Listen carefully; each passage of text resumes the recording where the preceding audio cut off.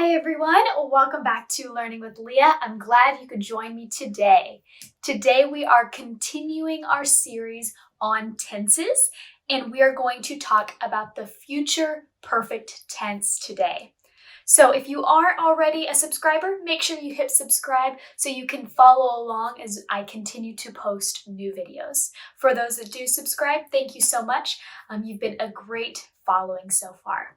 All right, let's dive into the future perfect tense. All right, so first of all, we need to think, what is the future perfect tense? What does that mean? So the future perfect tense is when we talk about an action that will be completed in the future before another action in the future. So because it says future, it's all of this will be talking about the future. Okay, we are talking about two events in the future. So here, if we look at the timeline, if this is now, we use the future perfect tense to talk about two actions in the future. We have to talk about two things. If we talk just about one action, then we need the future simple tense. That is it. But if we are comparing and we are talking about one event happening before the other, then we have to use the future perfect tense. Okay? So let's look at the reasons when, or the reasons why we do this, and in what circumstances. When. So number one, we use the future perfect tense when we are talking about something that happens before another action. So it might be two actions that you're talking about. For example, by the time you arrive, we will have gone to bed. Here we have two actions. We have you arrive, that's one action, and we will have gone to bed, that's the second action. So remember, in the future perfect tense, this is used to talk about an action that happens before another action. So we use the future perfect tense for the action that happens first. The action that happens first, before. Okay? So we will have gone to bed. We use the future perfect tense for this part because this action happens first. By the time you arrive, when you arrive, we will have already gone to bed. We fell asleep before you arrived. Okay, so we do not use the future perfect tense for both actions. We only use the future perfect tense for the second or for the action that happened first.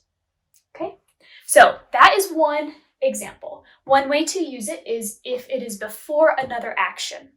The second way we use the future perfect tense if it is before a specific time.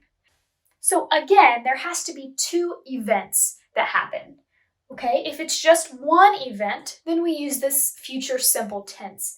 But there has to be two events. It can be an action, like number one, that can be the event, or it can be a time, a specified time. So this action is the one we use to refer to the future perfect when we're comparing. But this action here can either be an action, such as you arrive, or it could be a time. It could be Monday, Tuesday, Wednesday. It could be next year, next spring, in 2030. It has to be a specified time. That could be a way that we use a future perfect tense. So let's look at the example. We will have moved cities by next January. So here, there's not a verb, right? It's not a verb. It's not an action. However, it is a specified time. So that means we can use the future perfect tense. So here, this we could say is January, for example. So by January, we will have already moved. Okay, so there has to be something that we are comparing when we use the future perfect tense. It can either be an action or it can be a specified time. Let's look at how to conjugate these next. For the future perfect tense, we have to start with a subject, as always. And then we add will, because we are talking about the future. Will is a perfect way to indicate, it shows that we are talking about a future event. So we have the subject, will, then we use have. We have to use the helping verb have here. And then we used our past participle of our main verb. So whatever our main verb is going to be, you have to use the past participle form. So many times in English, we have irregular verbs, so you have to make sure you're using the correct form. Okay, so let's look at these examples here. If you look here, I will have gone, you will have gone, he, she, it will have gone, we will have gone, you will have gone, they will have gone. As you can see, it does not change for any of the tenses, which is really great. You don't have to think about changing it for third person like we normally do. So it stays the same, which is very easy. But as I said, you have to remember to use the past participle. As you can see here, gone is the past participle. You will have gone. So this is an irregular verb. So we need to make sure we pay attention. You pay attention when you are creating that sentence. All right, so let's look at some examples. I will have traveled by 2023. You will have finished your homework by then. Marta will have cooked dinner by 5 p.m. We will have driven to the ocean before the storm hits. They will have reached their destination by Tuesday. As you can see, we use our subject, we use will, we use have, and then we use our past participle. If it is a regular verb, then it is just ed.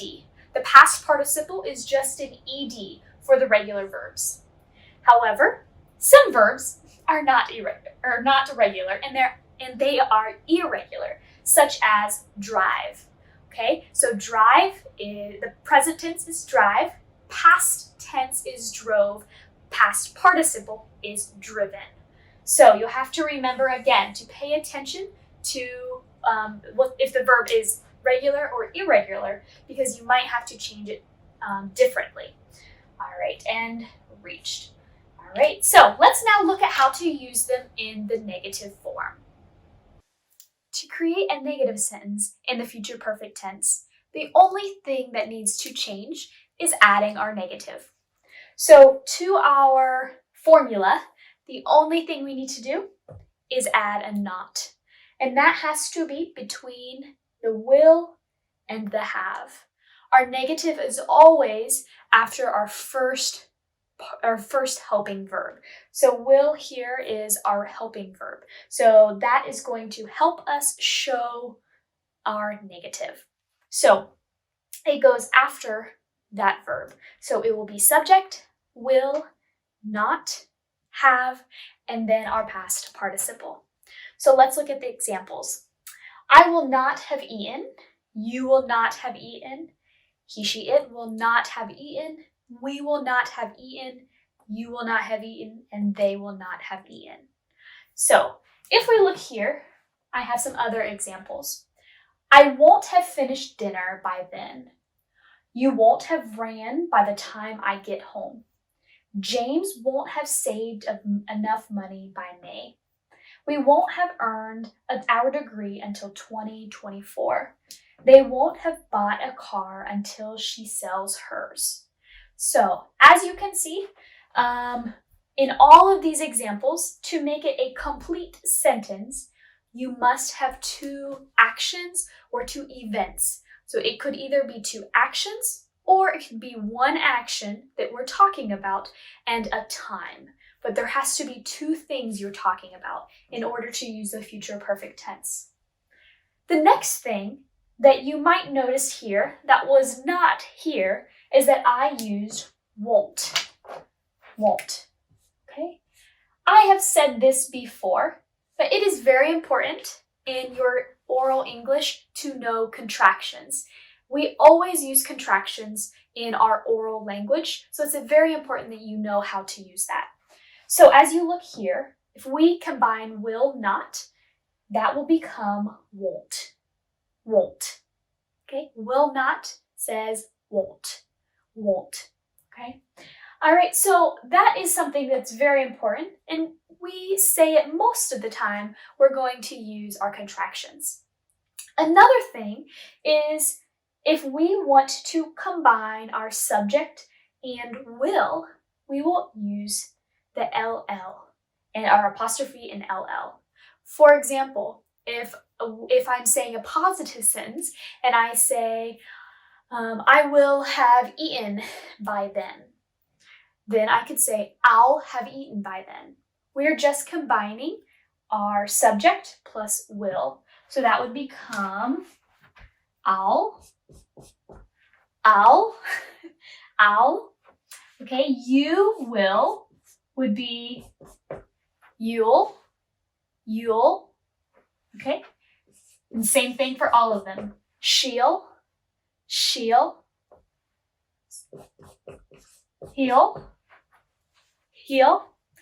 Okay, and remember that everybody speaks a little differently. So even American speakers, we have different accents. So some people might say more she'll, some people might say she'll. So it depends on where you are listening or where the person is speaking from in the United States or in British English as well. So she'll, he'll, they'll, and will. Okay? All right, so just remember contractions are very important in our oral English. All right, let's now look at our interrogative sentences or our questions.